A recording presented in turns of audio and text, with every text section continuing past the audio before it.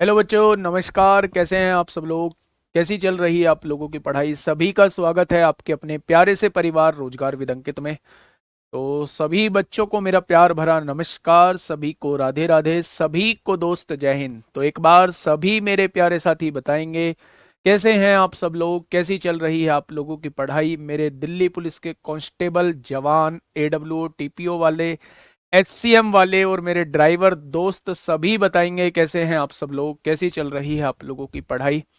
मजा आ रहा है या नहीं आ रहा पढ़ने में? भाई साहब, अगले 5.5 महीने ऐसे ही हम लोगों के कटने वाले हैं। ऐसे ही 5.5 महीने में हम सब कुछ सीखने वाले हैं। और यकीन मानना, वो जो मन में आप लोगों ने बनाया हुआ था ना कि मैथ हम लोगों का कहीं सिलेक्शन रोक ना दे, भाई साहब उसको तहस नहस हम लोग कर रहे होंगे। और मैथ ही वो सब्जेक्ट आप लोगों का बनने वाला है जो फेवरेट की गिनती में आप लोगों के आ रहा होगा। और मैथ से जो डर आप लोगों को लगता है, वो डर पूरी तरीके से खत्म हो रहा होगा। बस जरूरत है तो आपको लास्ट तक रुकने की जरूरत है, जरूरत है तो कंटिन्यूटी बनाने की जरूरत है। ठीक है? तो सभी का स्वागत है भाई आपके अपने प्यारे से परिवार रोजगार विद अंकित में। तो हम लोगों का जो टॉपिक चल रहा है वो नंबर सिस्टम चल रहा है। और आज नंबर सिस्टम की 10वीं क्लास आप लोगों के सामने है। थोड़ा सा मैं आप लोगों को कल का रिकॉल करा दूं। कल हम लोगों ने कुछ क्वेश्चंस किए जो 72 के डिविजिबिलिटी के पर रूल पर बेस्ड थे, 88 के डिविजिबिलिटी पर रूल पर बेस्ड थे और 99 के डिविजिबिलिटी पर रूल पर बेस्ड थे।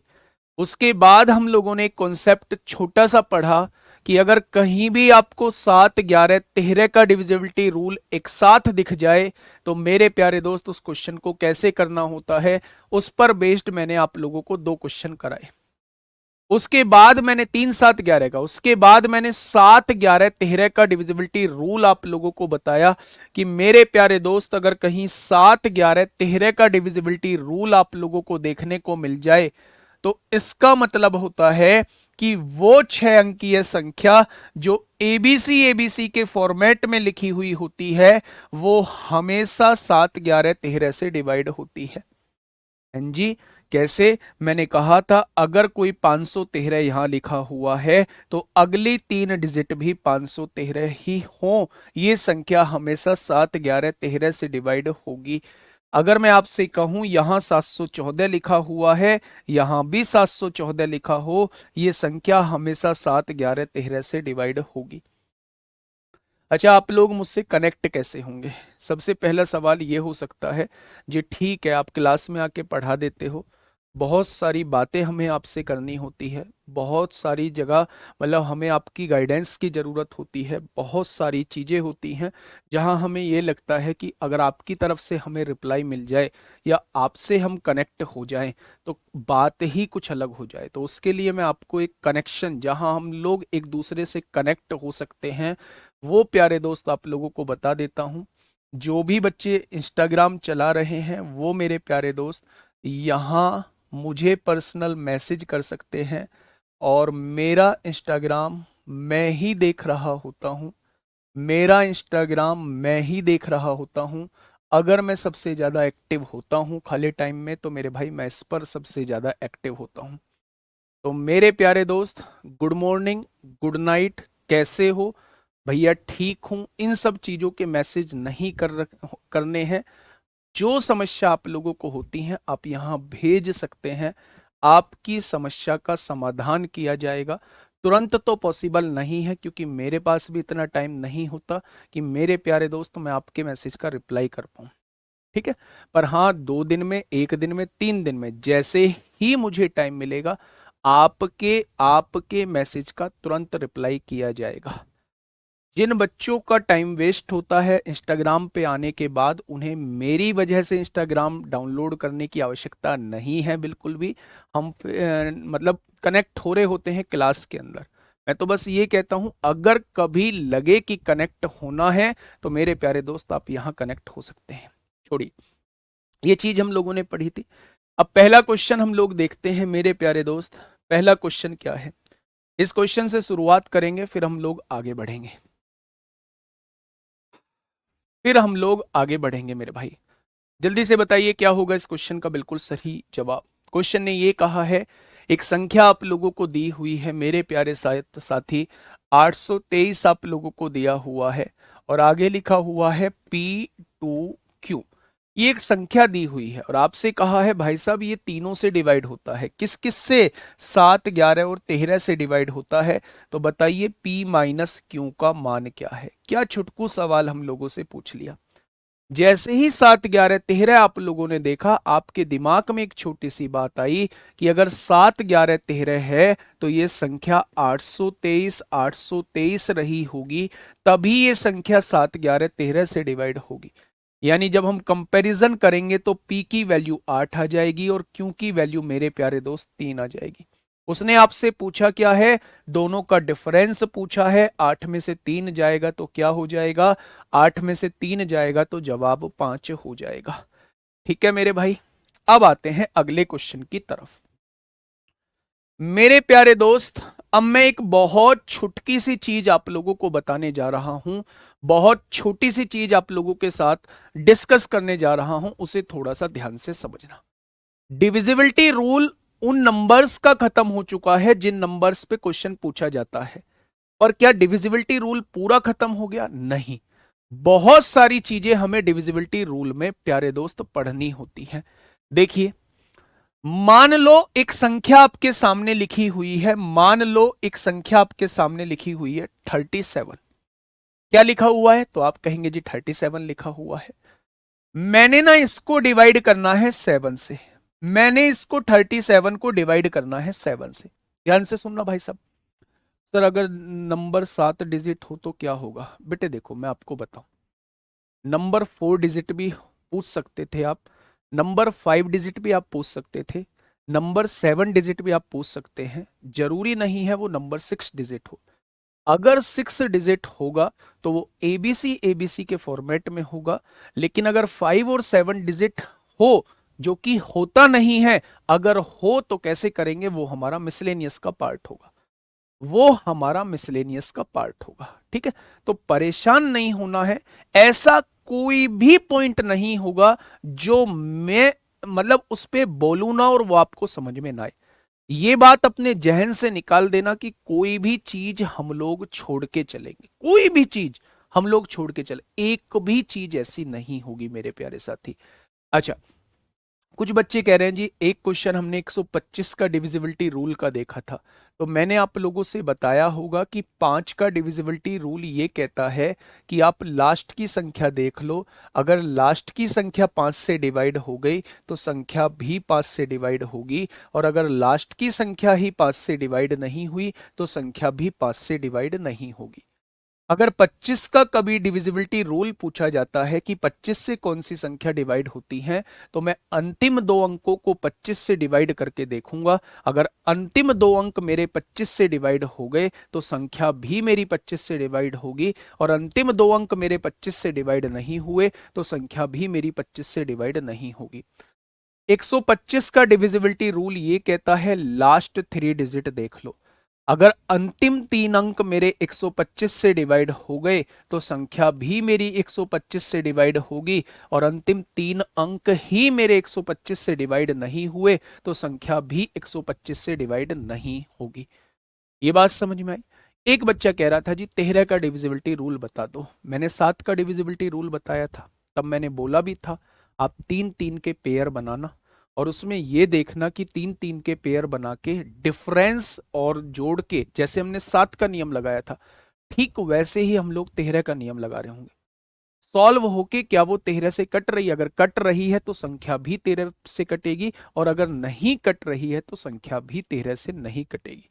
ठीक है, official RW, official Rahul Tewatia RWA डाल देना, उस पर ब्लू टिक नजर आएगा, वो आप लोगों को मतलब आईडी, उस आईडी पे आपको मैसेज करना है। ठीक है, जिनको नहीं दे रहा था, मतलब दिखाई नहीं दे रहा था, उनके लिए बताएं। आइए मुद्दे पर आते हैं, मुद्दे पर आते हैं मेरे भाई। मैं क्या कहना चाह रहा हूं, मैंने लिखा 37/7। अब ध्यान से समझना, अगर यहां से चीजें नहीं समझी तो आगे के 5 क्वेश्चन समझ में नहीं आएंगे, फिर बीच में मत कहना जी हमें ये भी समझ में नहीं आए। सारी चीज बता चुका हूं, 88 का बता चुका, 99 का बता चुका, सब कुछ बता चुका हूं मेरे भाई। इस पे आइए 37/7 पे। मैंने कहा 37 को 7 से डिवाइड करिए। मैंने कहा 37 को 7 से डिवाइड करिए। आपने कहा 7 पंजे 35 और रिमाइंडर कितना बचेगा, शेषफल कितना बचेगा, 2। क्या आपने फोर्थ क्लास में ये चीजें समझी थी? क्या आपने फोर्थ क्लास में ये चीजें समझी थी कि जब हम 37 को 7 से डिवाइड करते हैं तो मेरे प्यारे दोस्त डिवाइड करने का तरीका कुछ ऐसा होता है। अच्छा एक बात बताइए, जिससे डिवाइड करते हैं उसको क्या कहा जाता है? तो आप कहेंगे जिससे डिवाइड करते हैं उसे भाजक बोला जाता है। क्या बोला जाता है? भाजक बोला जाता है, यानी डिवाइजर बोला जाता है। क्या बोला जाता है? भाजक बोला जाता है। ठीक है, बहुत बड़े। जो डिवाइड होने के बाद आता है उसे भागफल बोला जाता है। उसे क्या बोला जाता है? भागफल बोला जाता है। उसे क्वोशंट बोला जाता है। बहुत बढ़िया जी। जिसको भाग करते हैं उसे भाज्य बोला जाता है, डिविडेंट बोला जाता है। उसे भाज्य बोला जाता है, उसे डिविडेंट बोला जाता है। और जो लास्ट में बच रहा होता है डिवाइड होने के बाद उसे शेषफल बोला जाता है, यानी उसे रिमाइंडर बोला जाता है। एक बार फिर से बता देता हूं, कमेंट वाले अपने कमेंट जारी रखें, उनका मैं कुछ नहीं कर सकता, ना उनकी दिमाग में मैं चीजें डाल सकता हूं, है ना। आप करते रहें जो आपको कमेंट करना है, ठीक है। देखिए, मैंने आपसे कहा कि आपको 37 को 7 से डिवाइड करना था। आपने कहा 7 पंजे 35 होते हैं, कितना बचेगा? 2 रिमाइंडर बचेगा।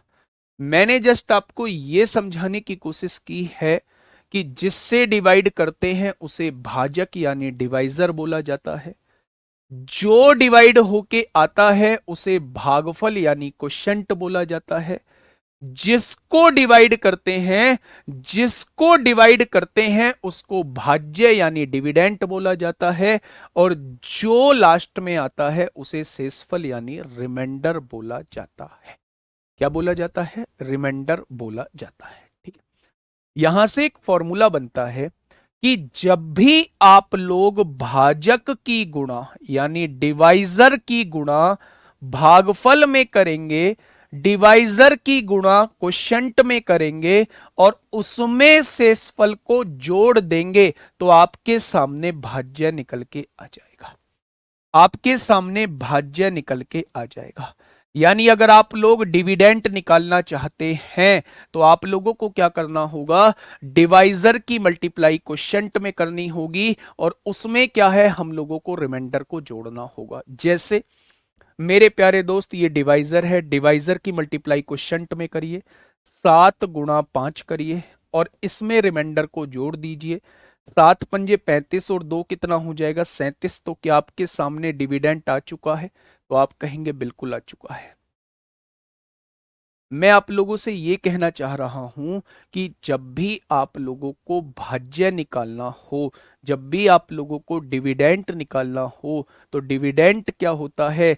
Divisor multiply quotient plus remainder होता है। Divisor multiply quotient plus remainder होता है। ठीक है मेरे भाई, तो इस फॉर्मूले को आप लोग याद रखेंगे। इसी फॉर्मूले पर बेस्ड आपसे मैं कुछ क्वेश्चंस कराने जा रहा हूं।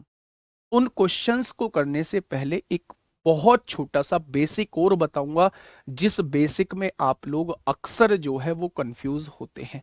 ठीक है, कैसे, कौन सा बेसिक की मैं बात कर रहा हूं? मैंने आपके सामने फॉर्मूला लिखा कि भाज्य जो होता है यानी डिविडेंट जो होता है वो क्या होता है? डिवाइजर मल्टीप्लाई क्वोशंट और प्लस रिमाइंडर। क्या यही फॉर्मूला मैं अभी आपको बता के आया हूं? तो आप कहेंगे बिल्कुल बता के आए हो। मैं क्वेश्चन की बात कर रहा हूं, मैं क्वेश्चन की तरफ आप लोगों को लेके चल रहा हूं। एक क्वेश्चन में आप लोगों को दिया हुआ था, एक क्वेश्चन में आप लोगों को दिया हुआ था मेरे भाई कि ये जो भाजक है ना, ये शेषफल का 10 गुना है। मेरी बात समझना, मैं आपको क्या बेसिक बताने की कोशिश कर रहा हूं। मैं ये कहना चाह रहा हूं ये जो भाजक है क्वेश्चन में दिया हुआ है, ये जो भाजक है ना, ये जो डिवाइजर है ना, ये रिमाइंडर का 10 टाइम्स है, यानी शेषफल का 10 गुना है। इस बात का मतलब क्या है? इस बात का मतलब यह है कि जो भी शेषफल रहा होगा, जो भी शेषफल रहा होगा, उसमें 10 की गुणा कर दोगे तो भाजक आ जाएगा। मान लो थोड़ी देर के लिए शेषफल 5 है, तो उसमें 10 की गुणा कर दोगे तो भाजक कितना आ जाएगा? भाजक जो आएगा वो 50 आएगा। अगर शेषफल 6 है तो भाजक कितना आ जाएगा? 10 की गुणा करोगे 60 आएगा। अगर शेषफल 7 है तो 10 की गुणा करोगे तो भाजक कितना आ जाएगा? 70 आ जाएगा। क्या ये बात समझ में आई? मैंने आप लोगों को ये बताने की कोशिश की कि अगर क्वेश्चन ने कह दिया कि भाजक जो है वो शेषफल का 10 गुना है, तो शेषफल में 10 की गुणा करने पर भाजक आएगा। लेकिन याद रखना इस शब्द को जो मैं बोलने जा रहा हूं, लेकिन अगर इस वाली वैल्यू में 10 का भाग कर दें तो वापस से शेषफल आ जाएगा। इसमें 10 की गुणा करने पर अगर भाजक आ रहा है तो भाजक में 10 का भाग करने पर शेषफल आ जाएगा। 10 का भाग करो, शेषफल आ गया। 10 का भाग करो, शेषफल आ गया। 10 का भाग करो, शेषफल आ गया। यानी अगर भाजक जो है वो शेषफल का 10 गुना है तो शेषफल में 10 की भाग करने पर शेषफल आ जाएगा। भाजक में 10 का भाग करने पर शेषफल आ जाएगा। दूसरे शब्दों में अगर मैंने कहा भाजक जो है वो शेषफल का 14 गुना है, 14 गुना है, यहां से आप क्या बात समझे? आप ये बात समझे कि शेषफल में अगर 14 की गुणा करोगे भाजक आएगा, लेकिन दूसरी तरफ अगर भाजक में 14 का भाग करोगे तो शेषफल भी आ जाएगा। अगर इसमें 10 की गुणा करोगे तो ये आएगा, लेकिन इसमें 10 का भाग करोगे तो ये भी आ जाएगा। क्या ये बात क्लियर है? क्या ये बात क्लियर है? उसने दूसरी बात कही, उसने दूसरी बात कही कि भाजक जो है वो भागफल का 5 गुना है, 5 गुना है। इस बात से आप क्या समझे? इस बात से आप क्या समझे? आप इस बात से यह समझे कि जो भी भागफल है, जो भी क्वोशंट है, उसमें 5 की गुणा करोगे तो भाजक आएगा, लेकिन अगर इसमें 5 का भाग कर दोगे तो भागफल आ जाएगा। यानी उल्टा भी ट्रू होता है। क्या ये बात मेरी समझ में आ गई? क्या ये बात समझ में आ गई मेरे दोस्त? बहुत बढ़िया। मैं एक और एग्जाम्पल इस पे लेता हूं, क्योंकि यही अक्सर बच्चा कंफ्यूज हो रहा होता है। तो जो पॉइंट आपका कंफ्यूजन वाला है उसमें थोड़ा सा टाइम भी लग जाए तो मेरे प्यारे दोस्त कोई फर्क नहीं पड़ता, लेकिन चीजें आप लोगों को समझ में आनी चाहिए। चीजें आप लोगों को समझ में आनी चाहिए। ध्यान से सुनना। अब आप मुझे बताना, क्या मैं जो बात बोल रहा हूं वो आप भी समझ पा रहे हैं? मैंने कहा शेषफल का 15 गुना जो है वो भाजक है। शेषफल का 15 गुना जो है वो भाजक है, और भागफल का 6 गुना जो है वो भाजक है। ध्यान से सुनना। मैंने कहा एक क्वेश्चन मैं आप लोगों के सामने कह रहा हूं कि अगर मेरे प्यारे दोस्त डिवाइजर जो है वो रिमाइंडर का 15 टाइम्स है और क्वोशंट का 6 टाइम्स है, डिवाइजर जो है, तो अगर रिमाइंडर इसमें 5, रिमाइंडर इसमें, अगर रिमाइंडर यानी कि शेषफल इसमें कितना दिया हुआ है? शेषफल इसमें 6 दिया हुआ है, तो मुझे बताइए, मुझे बताइए कि भाज्य कितना होगा? मुझे बताइए कि डिविडेंड कितना होगा? मैं आपसे ये क्वेश्चन पूछना चाह रहा हूं। मैं आपसे ये क्वेश्चन पूछना चाह रहा हूं, ध्यान से सुनना। मैंने आपको क्या क्वेश्चन दिया? मैंने आपसे कहा कि विभाजिता के नियम में, विभाजक के प्रश्न में, भाजक जो है वो शेषफल का 15 गुना है और भागफल का 6 गुना है। आपने ये समझा कि शेषफल में अगर 15 की गुणा कर देंगे तो भाजक आ जाएगा, भाजक में अगर 15 का भाग कर देंगे तो शेषफल आ जाएगा, भागफल में अगर 6 की गुणा कर देंगे तो भाजक आ जाएगा, और भाजक में 6 का भाग कर देंगे तो भागफल आ जाएगा। ये बात क्लियर है? शेषफल उसने दिया हुआ है 6, ये वाली वैल्यू दी हुई है उसने 6। अगर इस वाली वैल्यू में 15 की गुणा कर दोगे तो क्या भाजक आ जाएगा? 6 में 15 की गुणा करी तो 90 जो है वो भाजक आ गया। अब आप एक चीज समझना, भागफल में 6 की गुणा करोगे तो भाजक आएगा, यानी ये वाली वैल्यू आएगी, और इस वाली वैल्यू में 6 का भाग कर दोगे तो क्या भागफल आ जाएगा? तो 90 में 6 का भाग करोगे तो 15 क्या भागफल आ जाएगा? बीच में गुणा है, गुणा लगा दो, बीच में प्लस है, प्लस लगा दो, क्या आपके सामने भाज्य ये निकल के आ जाएगा? आपने कहा 15 निम्मा 135 होते हैं, 1350 हो गया, उसमें 6 जोड़ोगे तो क्या भाज्य जो है वो 1356 निकल के आ जाएगा। और यही वो क्वेश्चन है जो अक्सर आपसे पूछे जाते हैं। बस इस क्वेश्चन के थ्रू मैंने ये समझाने की कोशिश की है कि अगर शेषफल में 15 की गुणा होने पे भाजक आता है ना, तो भाजक में 15 का भाग होने पे शेषफल आ जाएगा। अगर भाजक भागफल में 6 की गुणा होने के बाद आ रहा है तो भाजक में 6 का भाग होने पर भागफल आ जाएगा। उल्टा भी इसका ट्रू होता है। अगर कोई चीज 10 की गुणा करने पर यह मिल रही है तो इसमें 10 का भाग करने पर यह मिल जाएगी। 15 की गुणा करने पर यह मिल रही है तो 15 का भाग करने पर यह वापस मिल जाएगी। 40 की गुणा करने पर यह मिल रही है तो 40 का भाग करने पर यह मिल जाएगी। उल्टी मिल जाती है भाग करने पर। क्या यह चीज समझ में आ गई? बहुत छोटी सी चीज, बहुत सारे समय में मैंने आप लोगों को समझाई। क्या यह चीज समझ में आ चुकी है? मैं इसका ही क्वेश्चन आपको बता रहा हूं, ध्यान से सुनना। एक क्वेश्चन इसका ही आप लोगों को कराता हूं मेरे प्यारे दोस्त। मैंने आप लोगों से कहा 77 क्वेश्चन को पढ़िए। 77 आराम से क्वेश्चन को पढ़िए। देखिए, यदि किसी संख्या को 35 से विभाजित करने पर, अच्छा, जिससे विभाजित करते हैं उसे क्या कहा जाता है? उसे कहा जाता है भाजक, यानी कि डिवाइजर बोला जाता है, जिससे डिवाइड करते हैं। भागफल 12 आ रहा है, यानी क्वोशंट जो है वो 12 आ रहा है, और शेषफल 27 आता है। तो वो संख्या कौन सी है? यानी वो आपसे भाज्य पूछना चाह रहा है, वो आपसे डिविडेंड पूछना चाह रहा है। जब भी संख्या के बारे में आप लोगों से पूछे, जब भी संख्या के बारे में आप लोगों से पूछे तो समझ जाना वो आपसे डिविडेंड पूछना चाह रहा है, वो आपसे भाज्य पूछना चाह रहा है। अच्छा, एक बात मुझे समझाइएगा, भाज्य का फॉर्मूला मैं क्या लिखवा के आया हूं? Divisor multiply quotient. डिवाइजर जिससे डिवाइड किया जाता है, क्वोशंट जो डिवाइड होने के बाद आता है, प्लस रिमाइंडर यानी कि 27 को जोड़ दो। क्या ये बन जाएगी वो संख्या? मेरे प्यारे दोस्त, इसे सॉल्व करिए। आपने कहा 12 पंजे 60 को जीरो हासिल 6, 12 तिया 36 और 6 42 हो जाएगा। इसमें 27 को मेरे प्यारे दोस्त आप लोग जोड़ेंगे तो वो संख्या क्या हो जाएगी? 447।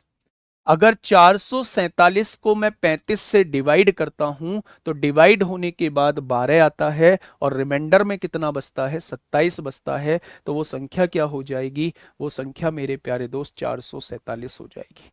तो क्या ये चीज समझ में आई? तो आप कह देंगे जी ये चीज समझ में आ चुकी है। बढ़ जाएं आगे। बहुत बढ़िया। आइए मेरे भाई, बहुत आराम से करना।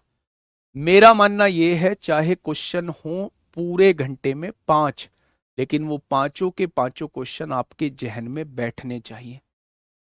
फटाफट मुझे बताइए, आराम से करना दोस्त, हर एक बच्चे का जवाब आना चाहिए। और इस बार कमेंट बॉक्स में 16-17 हजार एकदम कमेंट होने चाहिए। बताइए।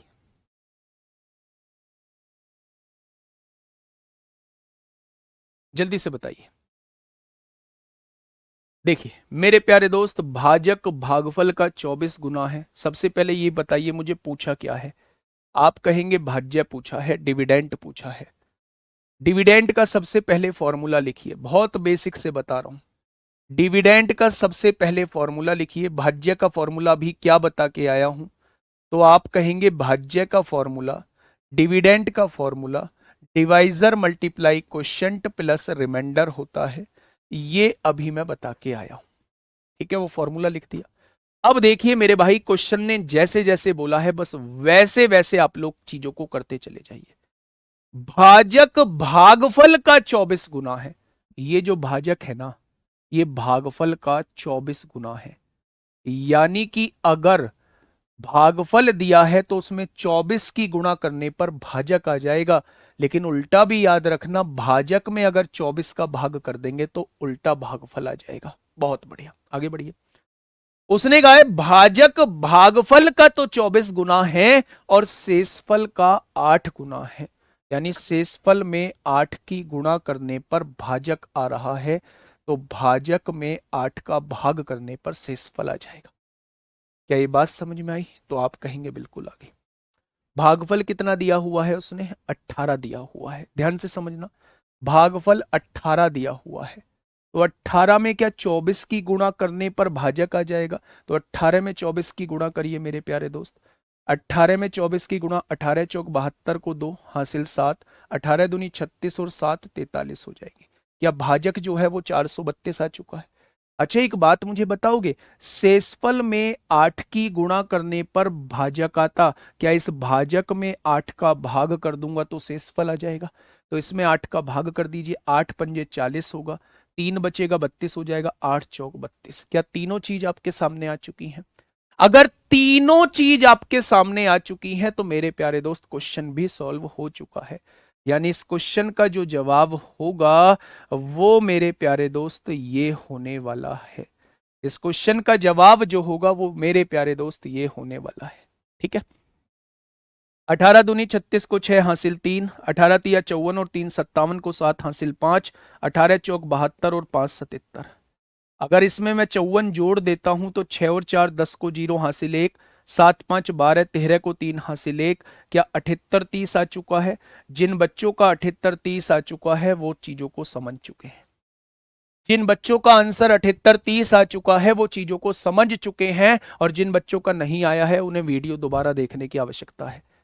और एक बात और बता दूं मेरे प्यारे दोस्त, अगर मन में भ्रम होना कि इससे आराम से कोई समझा पाएगा, इससे बेहतर कोई समझा पाएगा, तो मेरे प्यारे दोस्त आप एक बार कोशिश करके देख लेना, आप उनसे एक बार पढ़ के जरूर देख लेना, आपको पता लग जाएगा। ठीक है, इतना बेसिक से, इतना बिल्कुल आराम आराम से चीजों को समझाना। मेरी बात समझ पा रहे हो? तो आराम से खुद भी थोड़ी सी कोशिश करो, सारी चीजें समझ में आएंगी। दोबारा से एक बार और समझा देता हूं। क्वेश्चन ने क्या बोला है? क्वेश्चन ने सबसे पहले कहा है, ये फॉर्मूला बताने की जरूरत नहीं है, इस फॉर्मूले को मैं आप लोगों को बता के आ चुका हूं। उसने बोला है भाजक जो है वो भागफल का 24 गुना है। भागफल का मतलब होता है गुणा, यानी भागफल में 24 की गुणा करेंगे तो भाजक आ जाएगा, और यही भाजक शेषफल का 8 गुना है, यानी शेषफल में 8 की गुणा करेंगे तो यही भाजक फिर से आ जाएगा। मैं आपको ये चीज समझा के आया हूं कि अगर इसमें 24 की गुणा करने पर ये आ रहा है तो इसमें 24 का भाग करने पर ये उल्टा वापस आ जाएगा। अगर इसमें 8 की गुणा करने पर ये आ रहा है तो इसमें 8 का भाग करने पर ये वापस आ जाएगा। ठीक है, अब उसने भागफल 18 दिया हुआ था, ये वाली वैल्यू 18 दी हुई थी। आप समझ गए कि 18 में 24 की गुणा करेंगे तो भाजक आ जाएगा। क्या भाजक 432 आ चुका है? आपने कहा बिल्कुल। अगर इसमें 8 की गुणा करते हैं तो 432 आता है, लेकिन 432 में 8 का भाग करेंगे तो क्या ये नहीं आ जाएगा? तो मेरे भाई 8 से डिवाइड किया तो 54 आ जाएगा। ठीक है मेरे प्यारे दोस्त, भाजक 432 आ चुका है, भागफल जो है वो 18 आ चुका है, शेषफल जो है वो 54 आ चुका है। जब सॉल्व करेंगे तो 78 30 आ जाएगा। अगला क्वेश्चन आइए। अगर जवाब नहीं दिया ना, अगर जवाब नहीं दिया तो लठ रखा है आज मेरे पास, है ना, लठ रखा है, कूटूंगा अगर आज जवाब नहीं दिया आप लोगों ने। भाई साहब मैं ना बहुत धीमे किसी बैच में नहीं पढ़ाया। अगर किसी बैच का बच्चा हो और वो मुझे बता दे इतना धीमा अगर मैंने किसी बैच में पढ़ाया हो, प्लीज फिर से बता दो। प्रकाश कुमार चरण कहाँ है भाई तेरे? मेरे बस की बात नहीं है भाई, फिर से बताना। 27 बार बता चुका हूं, 28 बार मेरे बस की नहीं है, अब बताना। अब वीडियो देखना, रिपीट करना उसे 1001 बार, है ना, समझ में आ जाएगा। यार कोई हद होती है। क्वेश्चन पे आइए फटाफट। हाँ, एक डाउट आप लोगों को हो सकता है, जैसे 15 क्वेश्चन की वर्कशीट मिलती है, 10 क्वेश्चन की वर्कशीट मिलती है, तो उसमें 2 से 3 क्वेश्चन आपको ऐसे लग सकते हैं, आपको लग सकता है इस टाइप के क्वेश्चन हमसे नहीं बन पा रहे हैं, बस उन्हें सर्किल मार्क, एक इंडेक्स टाइप अपनी कॉपी में बनाना, इंडेक्स टाइप बनाना अपनी कॉपी में, और उसमें लिखना वर्कशीट नंबर 1 के ये क्वेश्चन मुझसे नहीं हुए हैं, है ना, उन क्वेश्चंस की नंबरिंग कर देना। वर्कशीट नंबर 2 के ये क्वेश्चंस मुझसे नहीं हुए हैं, और यकीन मानना वो क्वेश्चंस आपसे थोड़े टाइम बाद बन रहे होंगे। ठीक है, वो कैसे बनेंगे वो सारी चीजें मैं बता दूंगा, परेशान नहीं होना है। 2-3 क्वेश्चन अगर नहीं बन रहे हैं तो उनको लेकर परेशान नहीं होना है भाई। फटाफट बताइए क्या होगा इस क्वेश्चन का बिल्कुल सही जवाब। देखिए, भागाकार के एक सवाल में द डिवीजन इज, भाजक जो है वो भागफल का 10 गुना है। कितने बच्चे फॉर्मूला लिख चुके हैं? कितने बच्चे ये लिख चुके हैं कि भाज्य यानी डिविडेंट जो होता है वो डिवाइजर मल्टीप्लाई क्वोशंट होता है और प्लस रिमाइंडर होता है? कितने बच्चे इस फॉर्मूले को लिख चुके हैं? तो आप कहेंगे जी सभी लिख चुके। अब आइए देखिए थोड़ा क्वेश्चन को ध्यान से। क्वेश्चन ने कहा है भागाकार के एक सवाल में भाजक जो है ना, भाजक वो भागफल का 10 गुना है, यानी भागफल में 10 की गुणा करने पर भाजक आएगा। तो समझ लेना भाजक में 10 का भाग करने पर भागफल आएगा। शेषफल का 5 गुना है, यही भाजक जो है वो शेषफल का 5 गुना भी दिया हुआ है। अब ध्यान से समझना मेरी बातों को दोस्त मेरे। उसने कहा है यदि शेषफल 46 है, अगर शेषफल उसने 46 दिया है तो क्या शेषफल में 5 की गुणा करूंगा तो क्या भाजक आ जाएगा? तो कर दो 5 की गुणा, 6 पंजे 30 को 0 हासिल 3, 5 चौक 20 और 3 23। कितने बच्चों का भाजक जो है वो 230 आ चुका है? कितने बच्चों का भाजक जो है वो 230 आ चुका है? आप कहेंगे सबका आ चुका है। अच्छा एक बात बताइए, अब मुझे भागफल निकालना है। भागफल में 10 की गुणा करोगे तो भाजक आएगा, लेकिन भाजक में 10 का भाग करोगे क्या भागफल नहीं आ जाएगा? तो मेरे भाई इसमें 10 का भाग कर दोगे भागफल आ जाएगा। 10 से भाग करेंगे तो क्या ये 23 नहीं आ जाएगा? तो आप कहेंगे जी बिल्कुल आ जाएगा। यानी भाजक जो है वो 223 आ चुका है, भागफल जो है वो 23 आ चुका है, और शेषफल जो है वो 46 आप लोगों को दिया हुआ है। 23 की 23 में करते हैं 529 होता है, एक 0 आ जाएगा, और जब इसमें हम 46 को जोड़ेंगे तो मेरे प्यारे साथी जवाब क्या होगा? जवाब जो है वो 5336 हो जाएगा। Option number D, option number D हो जाएगा। ऑप्शन नंबर डी इस क्वेश्चन का बिल्कुल सही जवाब हो जाएगा। क्या इस बात में किसी को कोई दिक्कत है? आइए अगले क्वेश्चन की तरफ चलते हैं मेरे प्यारे दोस्त। बताइए, 3 क्वेश्चन बिल्कुल एक जैसे करा रहा हूं, और इस बार नहीं हुआ ना, कसम से इस गाल को लाल कर लेना चांटे बजा बजा के अपने आप। इस बार अगर क्वेश्चन नहीं हुआ, बताइए फटाफट आंसर क्या होगा?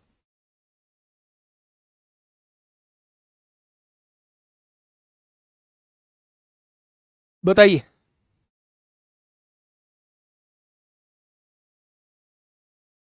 क्या होगा इस क्वेश्चन का साथी बिल्कुल सही जवाब? देखिए क्वेश्चन को समझिए मेरे प्यारे दोस्त। एक विभाजन के प्रश्न में भागफल भाजक का 4 गुना है। मेरे भाई ध्यान से सुन लेना, बहुत थोड़ा सा चेंज करने की कोशिश की है, उस चेंज का असर आप पर नहीं दिखना चाहिए। आप जस्ट फॉर्मूले को लिखिए, आप जस्ट फॉर्मूले को लिखिए, और उसमें जो जो आपको क्वेश्चन में दिया हुआ है उस बात को थोड़ा सा मेंशन करिए। कैसे? आइए भाई, लिखना वर्कशीट पे डेट डलवाना और ऊपर नंबरिंग करवाओ, worksheet number 1, worksheet number 2, worksheet number 3। ठीक है, ये दोनों चीज करवाओ, ये बढ़िया से लिख पाएंगे बच्चे फिर। क्वेश्चन ने क्या कहा है मेरे भाई, थोड़ा सा ध्यान से समझना। एक विभाजन के प्रश्न में भागफल भाजक का 4 गुना है। भाई साहब यहां उल्टा कर दिया, ये जो भागफल है ना, ये जो भागफल है ना, ये भाजक का 4 गुना है। मतलब क्या है जी इसका? मतलब ये है भाजक में 4 की गुणा होने पर भागफल आएगा। तो भागफल में 4 का भाग होने पर भाजक नहीं आ जाएगा? आपने कहा बिल्कुल सही बात। शेषफल भाजक का 1/4 है। ये जो शेषफल है ना, ये भाजक का 1/4 है। शेषफल जो है वो भाजक का 1/4 है, यानी भाजक की गुणा 1/4 में करेंगे तो शेषफल आएगा, तो इसमें 1/4 का भाग करेंगे तो भाजक आ जाए। क्या ये बात क्लियर हुई? तो आपने कहा बिल्कुल क्लियर हो गई। उसने कहा यदि भाज्य 4104 है तो शेषफल क्या होगा, वो आपसे ये पूछना चाह रहा है। यदि भाज्य 4104 है, ये वैल्यू कितनी दी हुई है 4104, ये वैल्यू कितनी दी हुई है 4104 दी हुई है, तो हमसे पूछा है शेषफल कितना होगा, शेषफल कितना होगा। प्यारे दोस्त कैसे करेंगे क्वेश्चन को, थोड़ा सा बेसिक बताइए मुझे, क्या समझ पा रहे हैं? मैं आपके सामने सब कुछ लिख चुका हूं। अच्छा एक बात मुझे बताइए, दिमाग बोर्ड पे होना चाहिए मेरे भाई, नजरें बोर्ड पर होना चाहिए, दिमाग भी क्वेश्चन पे होना चाहिए। अगर मैं इस वैल्यू को कुछ अपनी तरफ से मान लूं, इस भाजक को कुछ अपनी तरफ से मान लूं, तो उसमें 4 की गुणा कर दूंगा तो क्या मेरे पास भागफल आ जाएगा? तो आप कहेंगे बिल्कुल आ जाएगा। क्या उसमें 1/4 की गुणा कर दूंगा तो क्या मेरे पास शेषफल आ जाएगा? आप कहेंगे बिल्कुल आ जाएगा। मैं आपसे पूछूं क्या मानूं फिर इस भाजक को? आप कहेंगे ऐसी कोई वैल्यू मान लो जिसमें 4 आता हो, क्योंकि जब उसकी गुणा 1/4 में होगी तो 4 से 4 कट जाएगा। तो मेरे दिमाग में आया कि मैं भाजक को 4a ही मान लेता हूं। मेरे दिमाग में आया मैं इस भाजक को 4a ही मान लेता हूं। क्या ये चीज समझ में आ गई? तो आपने कहा जी बिल्कुल आ गई। अब देखना, भाजक को आपने क्या मान लिया है? भाजक को आपने 4a मान लिया है मेरे प्यारे भाई। भागफल कितना हो जाएगा? 4a में 4 की गुणा करेंगे तो ये कितना हो जाएगा? 16a हो जाएगा। अगर शेषफल मुझे निकालना है, इसमें 1/4 की गुणा करेंगे तो क्या ये a हो जाएगा? तो आप कहेंगे जी बिल्कुल हो जाएगा। आइए मेरे प्यारे दोस्त, वैसे तो ये क्वाड्रेटिक इक्वेशन बनेगी, लेकिन अभी जस्ट मैं आपको क्वेश्चन को सॉल्व करने का तरीका बताऊंगा। अभी क्वाड्रेटिक इक्वेशन आपको नहीं बताऊंगा। क्या ये इक्वेशन आपके सामने बन चुकी है? तो आपने कहा जी बिल्कुल बन चुकी है। क्या ये क्वेश्चन आपके सामने बन चुका है? तो आपने कहा बिल्कुल बन चुका है। मेरे प्यारे दोस्त उसने पूछा क्या है? तो आपने कहा जी उसने पूछा है शेषफल, यानी वो एक ही वैल्यू आपसे पूछना चाह रहा है। तो मेरे प्यारे दोस्त इसमें आप ऑप्शन रखना स्टार्ट करिए, इसमें आप ऑप्शन रखना स्टार्ट करिए। कैसे? एक ही वैल्यू वो पूछना चाह रहा है, अगर एक ही वैल्यू 10 है तो यहां देखेंगे 10 का स्क्वायर 100 और 64 की गुणा 100 में करेंगे 6400 हो जाएगा, और 6400 में 10 जोड़ेंगे क्या 4104 आएगा? नहीं आएगा। यानी आंसर तो 10 से छोटा ही होगा। 10 रखने पर ही वैल्यू इतनी बड़ी आ रही है, मुझे तो छोटी वैल्यू चाहिए, तो आंसर 10 से छोटा होगा, तो 12 भी हम लोग नहीं रखेंगे। वाह, कमाल कमाल, एकदम कमाल। एक ही वैल्यू 8 रखते हैं, एक ही वैल्यू 8।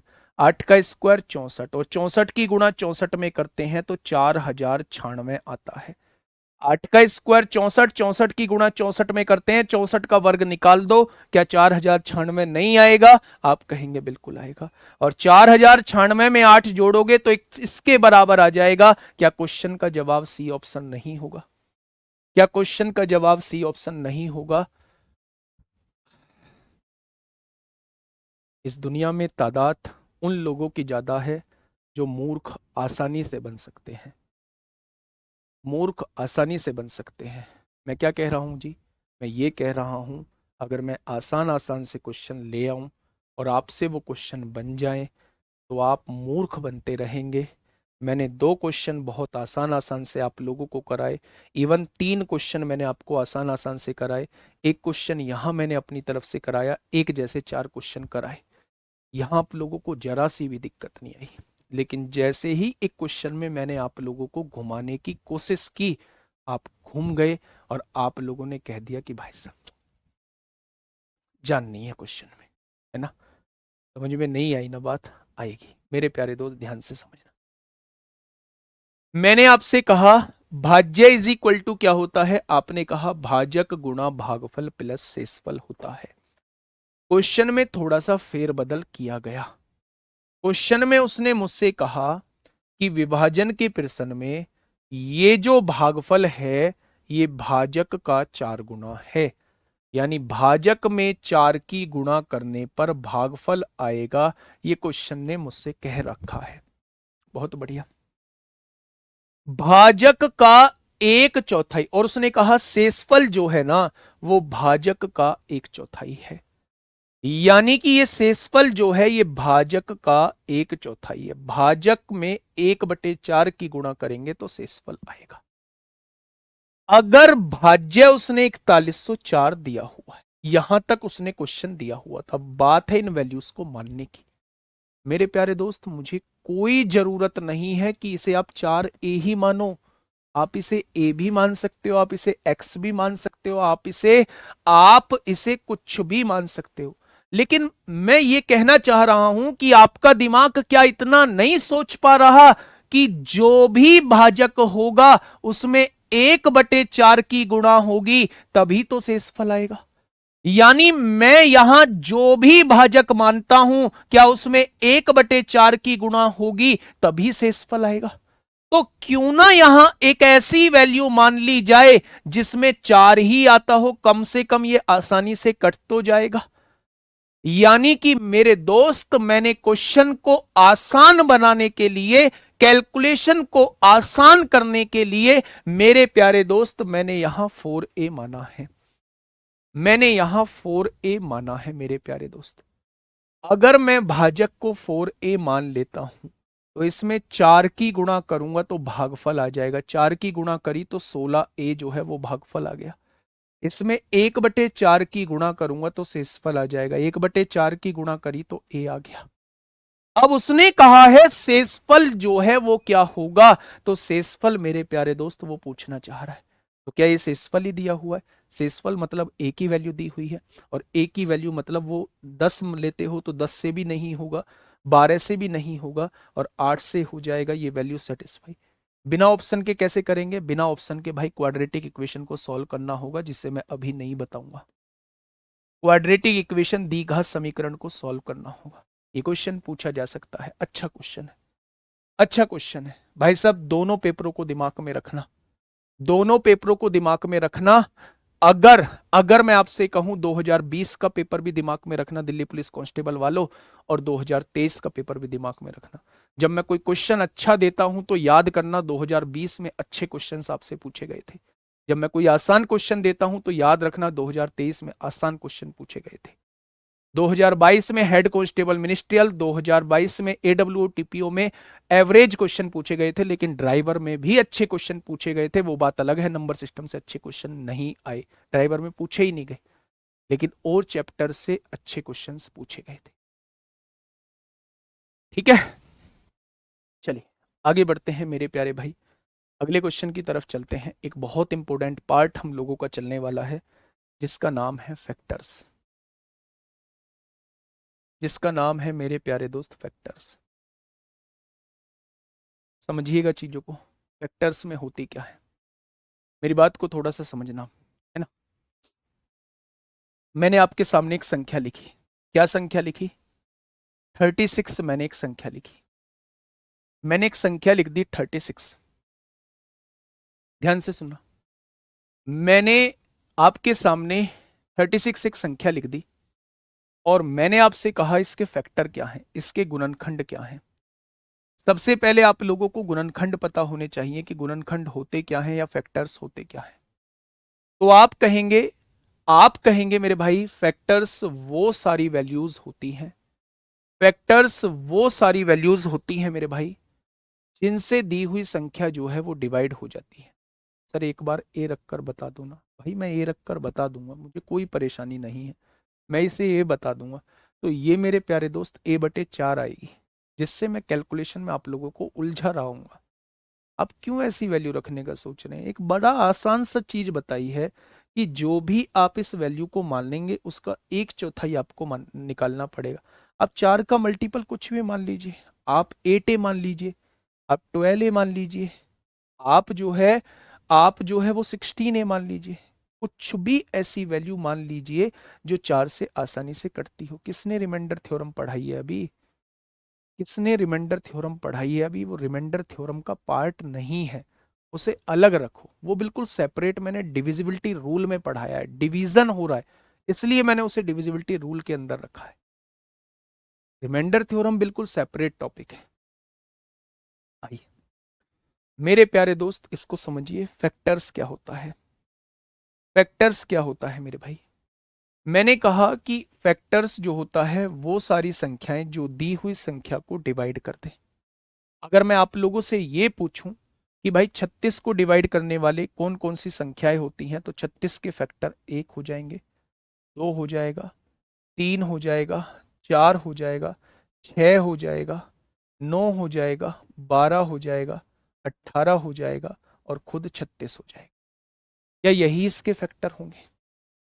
मैं आपसे ये पूछना चाह रहा हूं कि अगर मैं आपसे ये पूछूं कि भाई फैक्टर होते क्या हैं, गुणनखंड क्या होते हैं, तो आप कहेंगे वो सारी संख्याएं जिनसे दी हुई संख्या डिवाइड हो जाती है उसे हम लोग फैक्टर कहते हैं, उसे हम लोग गुणनखंड कहते हैं।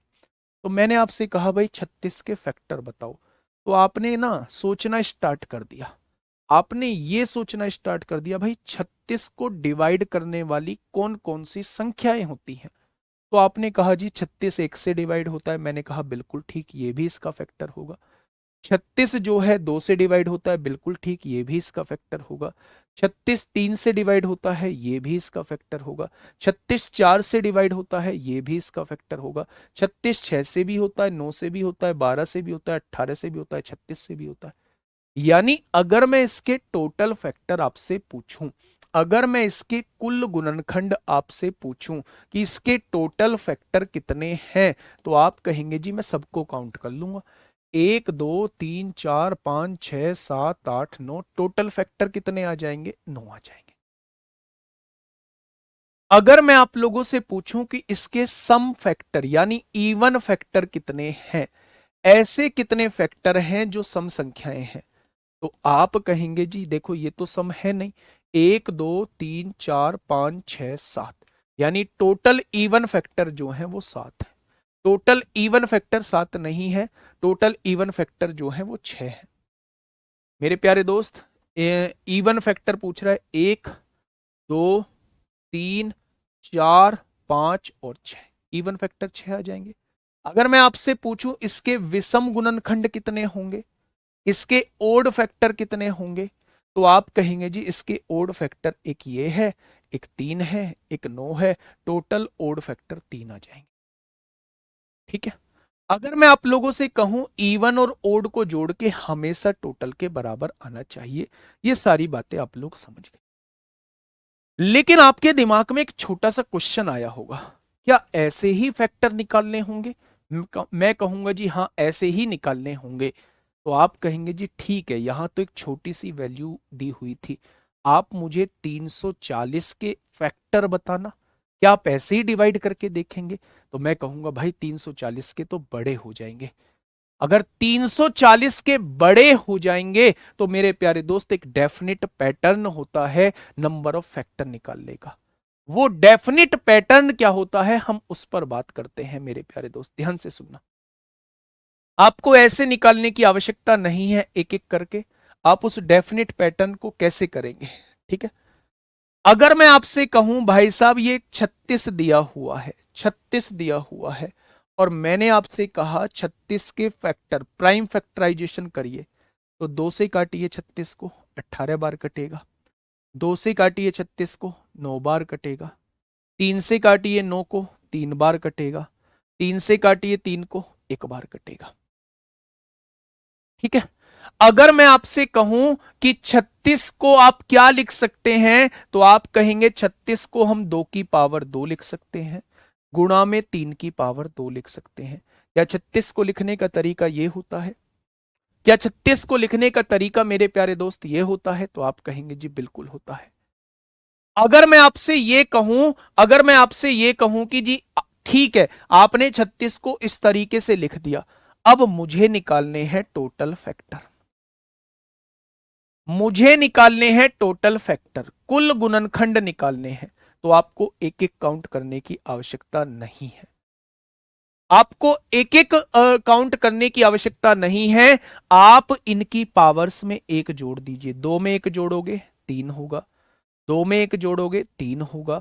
क्या टोटल फैक्टर्स 9 हो जाएंगे? यहां भी टोटल फैक्टर्स 9 थे। तो मेरे प्यारे दोस्त, टोटल फैक्टर निकालने का तरीका यह होता है कि जब भी किसी भी संख्या के टोटल फैक्टर आपसे पूछे जाएं तो आप उसे प्राइम फैक्टराइजेशन कर लीजिए, उसे पावर्स के रूप में लिख दीजिए, और अगर एक एक पावर में आप लोग बढ़ा देंगे तो यही इसके टोटल फैक्टर आ जाएंगे, यही इसके टोटल फैक्टर आ जाएंगे। बहुत बढ़िया जी। अगर मैं आपसे इवन फैक्टर पूछूं जी, इसके समगुणनखंड कैसे निकलेंगे? डायरेक्ट ही निकालना बता दो, काउंटिंग ही ना करनी पड़े। तो जब इवन फैक्टर आप लोगों से पूछे जाते हैं तो इवन संख्या की पावर में कोई इंक्रीमेंट मत करिए, उसे एज इट इज लिख दीजिए। क्या ये इवन नंबर था? इसकी पावर में कोई इंक्रीमेंट मत करिए, इसको एज इट इज लिख दीजिए, और सबकी पावर में एक एक बढ़ा दीजिए। क्या इवन फैक्टर जो है वो 6 आएंगे? यहां भी इवन फैक्टर 6। अगर आपसे ओड फैक्टर पूछा जाता है, अगर आपसे ओड फैक्टर पूछा जाता है मेरे प्यारे दोस्त, तो ओड फैक्टर के केस में इवन को बिल्कुल छोड़ दीजिए, बिल्कुल छोड़ दीजिए। इवन ओड की पावर में एक बढ़ाओगे तो ये मेरे प्यारे दोस्त ओड फैक्टर आ जाएंगे। क्या ये चीज समझ में आई? क्या ये चीज समझ में आई? जल्दी से बताइए, क्या ये चीज समझ में आई? हाँ, प्राइम फैक्टर होने चाहिए, सबसे छोटी से काटना पड़ेगा। प्राइम फैक्टराइजेशन तभी तो का है, ये प्राइम नंबर के रूप में लिखा होना चाहिए। ठीक है, बात समझ में आई? हाँ।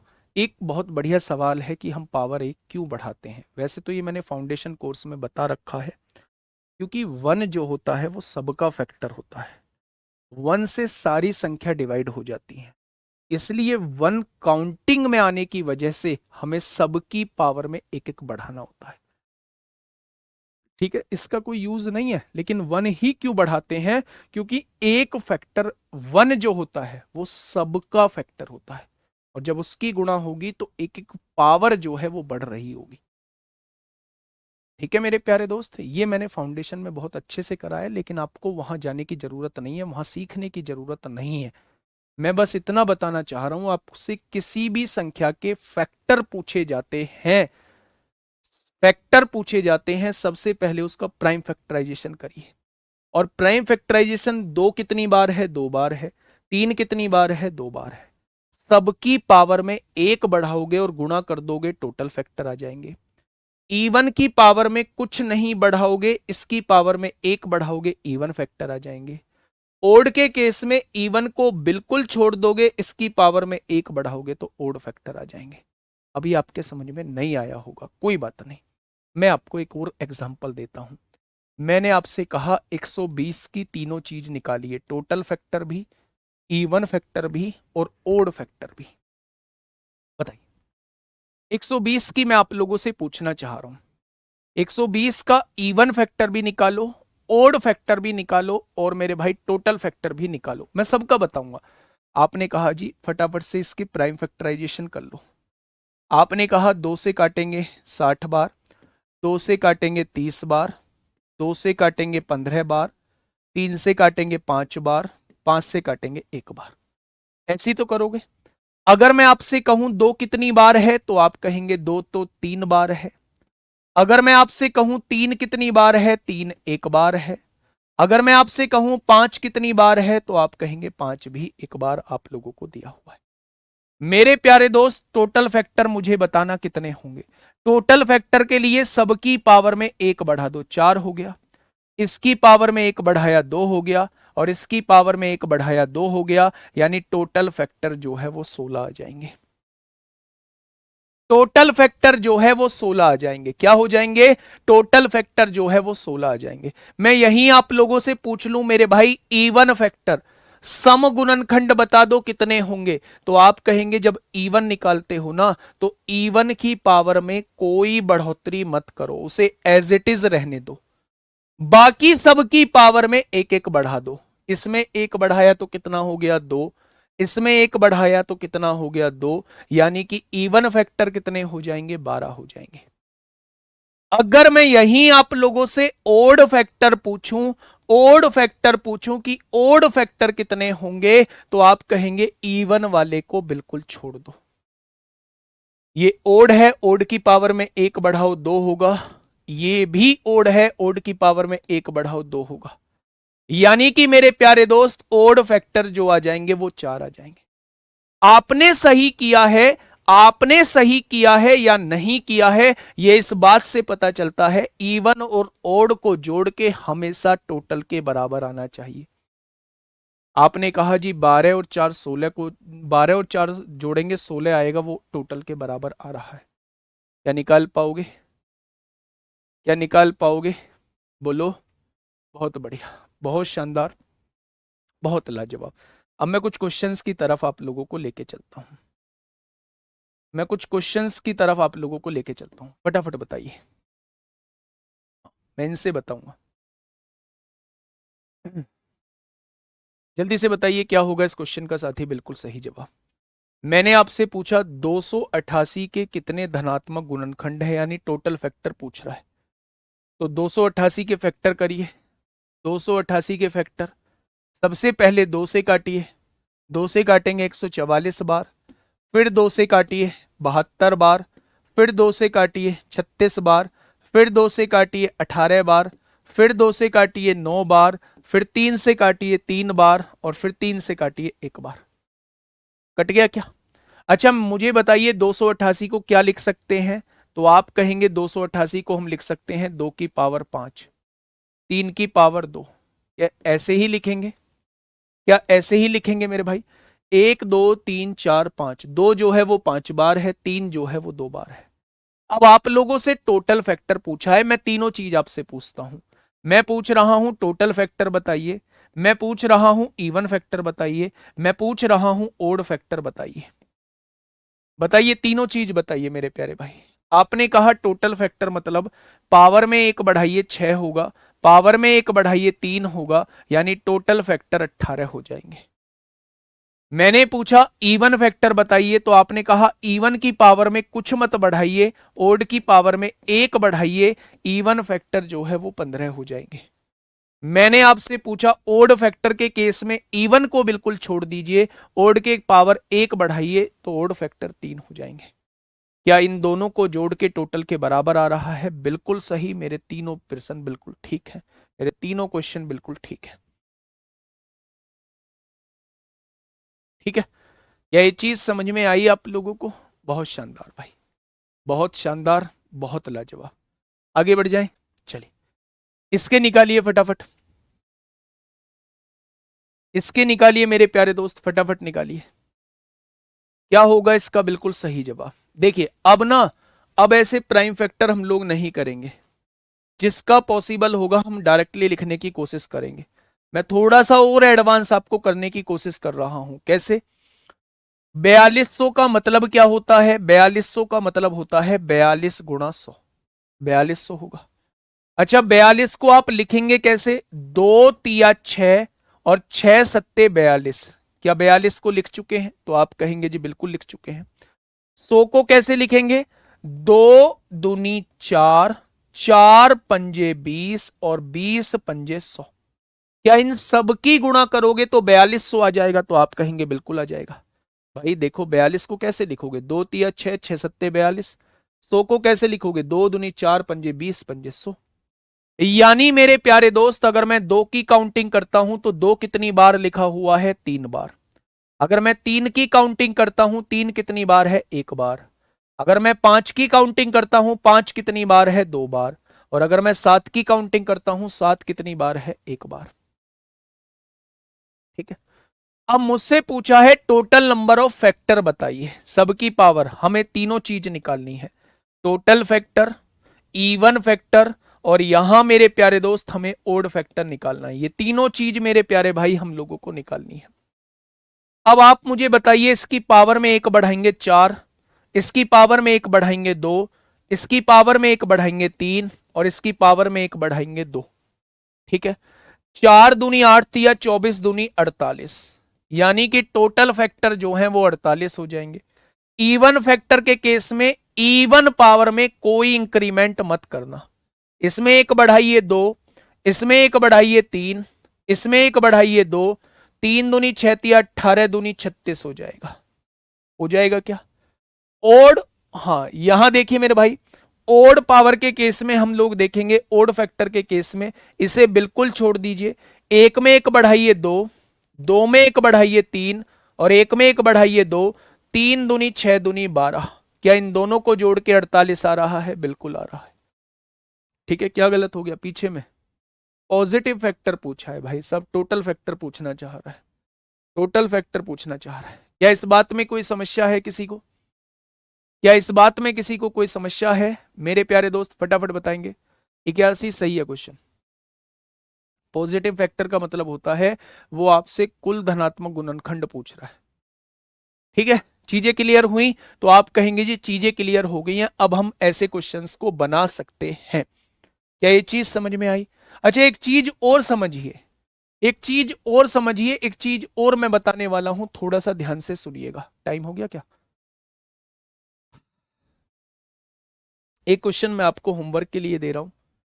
120 के ओड फैक्टर निकालने हैं, इवन फैक्टर निकालने हैं, दोनों बताने हैं। ओड फैक्टर कितने होंगे, इवन फैक्टर कितने होंगे, आप तीनों चीज निकाल देना। 120 के तो हम निकाल चुके हैं मेरे प्यारे दोस्त। नेक्स्ट क्वेश्चन, हाँ इसके निकालना। पिछला वाला क्वेश्चन तो हम लोग कर चुके हैं। आप इस क्वेश्चन का जवाब जो है मुझे कमेंट बॉक्स में बताएंगे। इसका कमेंट बॉक्स नहीं है, खुद करके सेट रखेंगे। कल थोड़ा सा हम लोग जो है, थोड़ा सा हम लोग जो है और डीप में जाने की कोशिश करेंगे, जहां हम सम की बात करेंगे, योग की बात करेंगे। और मेरे दोस्त अपने अंदर थोड़ा सा चेंज लाओ मेरे प्यारे दोस्त। इतना आसान नहीं है, बहुत आसान नहीं है। मैं कहता जरूर हूं कि बहुत आसान है, लेकिन बहुत आसान नहीं है जॉब लेना। कंपटीशन बहुत है, और कंपटीशन में अगर दूसरों को बीट करना है तो उससे बेहतर बनना पड़ेगा। ये सच्चाई है। बाकी भ्रम में तो आप जी ही रहे हैं, भ्रम में कैसे भी जीते रहिए, अपने आप को कैसे भी भ्रम में रखिए, फर्क नहीं पड़ता। लेकिन मेरे प्यारे दोस्त अपने अंदर चेंज लाना होगा, और वो लोग चेंज जरूर ला चुके होंगे जिनका सिलेक्शन होना है। बहुत सारी भीड़ भाड़ भी होगी, उस भीड़ का हिस्सा प्लीज मत बनिए।